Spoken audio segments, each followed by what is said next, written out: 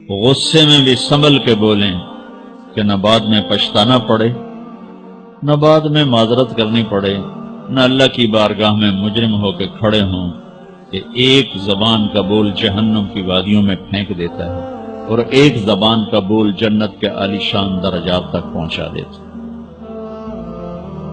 اس کو غیبت سے صاف کر دیں۔ اگر آپ اپنے گھروں میں خوشی دیکھنا چاہتے ہیں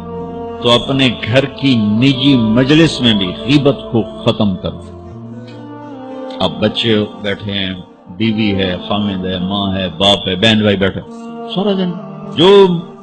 بولنا ہے بولو، غیبت نہ بولو، کسی کی برائی نہ بولو، کسی کو برائی مت سنو، کسی کی برائی مت بولو۔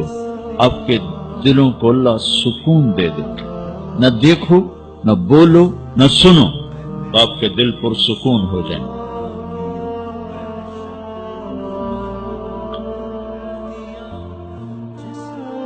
جو چیز مارکیٹ میں کم ہوتی اس کا ریٹ بڑھ جاتا۔ یہ جو میں آپ کو دین کی صفت بتا رہا ہوں یہ مارکیٹ میں ہے ہی کوئی نہیں، پھر کے بتا رہا ہوں، دنیا پھر کے بتا رہا ہوں، مارکیٹ میں یہ سودا کوئی نہیں۔ آپ لے لیں، میں لے لوں، یہ مستورات لے لیں، قیمت اللہ بڑی لگا دے، بڑی قیمت لگے۔ جب اللہ بلائے گا نا بھائی علم والے آ جاؤ، تو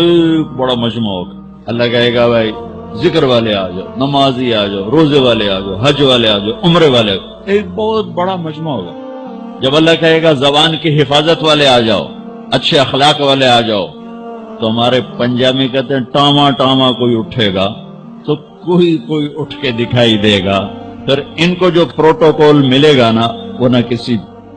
تہجد گزار کو ملے گا، نہ کسی عبادت گزار کو ملے گا۔ ان کی نبیوں کے بعد ان کی شان ہوگی،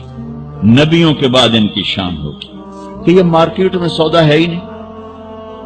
تو آپ سب سے کہتا ہوں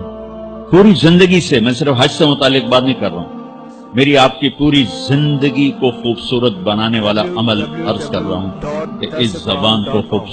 خوبصورت بول کا عادی بنائیں یا ٹیپ لگا لیں، چپ ہو جائیں،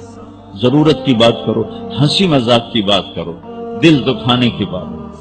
بے عزت مت کرو کسی، ذلیل نہ نوکر کو نہ نوکرانی کو، کہ ہمارا سارا معاشرہ ہائپر ہے، ذرا سے بہت ٹھو ٹھو ٹھو ٹھو